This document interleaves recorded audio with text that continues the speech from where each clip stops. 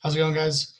My name is Mike Mills, and for my great economist presentation, I got John Maynard Keynes, which is interesting and a little cool because in another one of my classes, I'm doing oil and globalization, and we've actually done a little bit of reading on John Maynard Keynes and looked at how he influenced the economics world coming out of World War II and mainly in the 70s. Because that was just setting his ideology was setting us up for the time that we're looking at. So yeah, it's super cool that I got to look a little bit more in depth into John Maynard Keynes, just because he is a really big role in the world of economics that we live in today. So screen share, view, present. So John Maynard Keynes, in this class, we're kind of looking at aggregate demand, how he influenced aggregate demand, but I also wanted to add scarcity, because that's something that we looked at in my other class. And another thing we also looked at was uncertainty. Uncertainty is a little bit more difficult to define. Well, uncertainty is a little bit more difficult to combat and to look at his ideology behind it. But scarcity, I felt like we could take a little bit of a look at. So I just figured we could give like a basic background of John Maynard Keynes. So he was born in England in 1883 and then died in England in 62. So he was obviously British. And his common name, looking back now, people call him Keynes or Lord Keynes because he had that status. Graduated from Keynes College in Cambridge, degree in political economy, which makes sense for what he went into. And then there's a big newspaper called the Economic Journal, and by 1911 he was editor of the journal, the Economic Journal, which, you know, pretty cool because he didn't get into it. I mean, looking at 1911, that means that he was around 30-ish, so pretty good for him. So again, ideas that he tackled: aggregate demand, scarcity, uncertainty, and then there's actually something called Keynesian economics, and it is named after him. So he was obviously, if you have a policy named after you, if you have like an ideology behind your name, it kind of goes to show just how big in the world, how much you influenced economics. Hi, wrong way. So I just wanted to kind of define Keynesian economics because it is really important. Just because, again, what I said, having something named after you is a big deal. So in his Keynesian economics, it is defined: aggregate demand is influenced by private and public economic decisions. Prices don't respond quickly to changes in supply and demand. Changes in aggregate demand conquer short-run output and employment, not on prices, which we'll take a little bit more of a look at later at a graph. Keynes was a pretty big proponent for having more government. Obviously, that's a little bit of an inverse of the typical American standpoint, especially at this time when he was alive.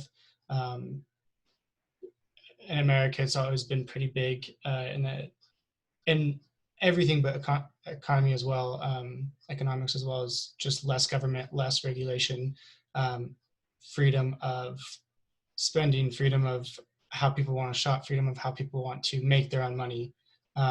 So Keynes kind of had a little bit of a different point of view.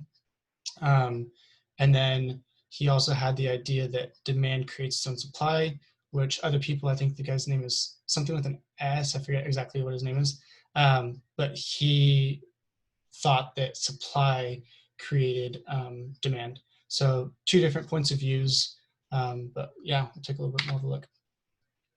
So aggregate demand, it's been a little bit since we looked at it, so I just wanted to redefine what aggregate demand was. So how total demand and total supply interact at the macroeconomic level. And again, just the total demand for goods and services within a particular market. So if you guys take a look at the graph here, we have like the equilibrium points. So fall in the price level causes an expansion of aggregate demand, and then a rise in the price level causes a contraction of aggregate demand. And price level was actually something that the Keynesian policy touched on quite a bit. He was super high, like Keynes was big on having a price level that didn't shift that much. That's where he felt an economy was going to be at its strongest.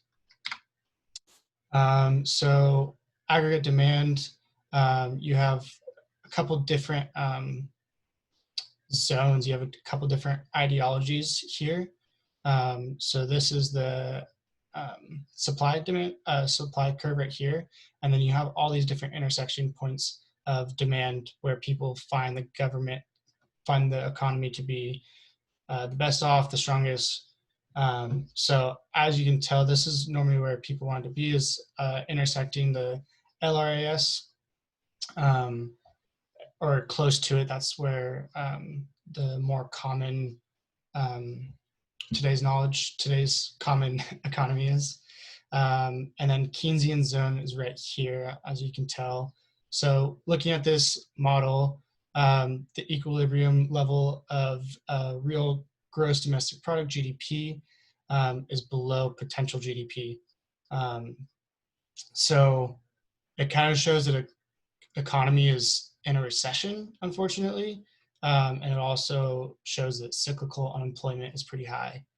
But that's just kind of the ideology that Keynes had, because when you have that, inflationary price pressure is not that much of a worry. And I think to him that was more important.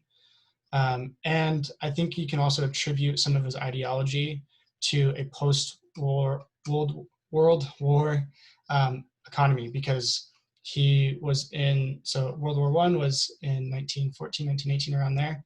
And then World War II was the 40s up until 45. So a lot of his policies, I mean, you can kind of take a look at and see that he lived through both world wars.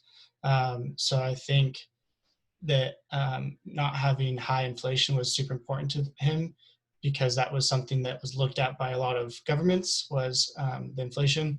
Obviously, unemployment and potential GDP, like actual GDP and potential GDP, those are things that governments look at as well. But inflation, I mean, just like if I go back to my other class, inflation's been something that we've looked at quite a bit. So it's a little weird, but it does make sense. Another big thing that I actually didn't put a slide on, but just wanted to talk about because it's a big point, but yeah, I just didn't know what points to make exactly. The Bretton Woods Conference was a really big thing that Keynes was a part of. The Bretton Woods Conference happened post World War II, and it was major economic countries coming together, trying to find what the best policies would be for post-World War countries. So countries sent delegates of sorts. So Keynes went from UK, he supported the UK, and then we have Harry Dexter White, who supported the US. And Harry Dexter White and Keynes were like two pretty big people in the economics world, and they had different ideologies. So I didn't look into Harry Dexter White too much because he wasn't my person, but it's important to know that as Keynes was to UK, Harry Dexter White was to America, but they had different ideology, and they brought up different points at their Bretton Woods Conference. And the Bretton Woods Conference it's a really big thing to know, and important, just important point to know. So that's kind of what I have on Bretton Woods, or sorry, what I have on Keynes. He influenced the economics world so much, so it's really hard to pinpoint exactly like everything that he did, just because there's so much to learn. So I feel like if you guys want to learn more, I would encourage you guys to, I read a book, a couple chapters of one of the books, Keynes, The Return of the Master by Skidelsky. And it talks a lot about different ideologies. It talks a lot about the Bretton Woods Conference right here, which is another big thing to know. And then Lord Keynes actually had quite a few good quotes that I would suggest that you look up, because looking at the economics world, he lived through quite a few crises. And so you can kind of look at those crises that he lived through, and you can also compare it to today, how we're living through 2020. I mean, this whole year has been a freaking crisis. One thing after the other. And so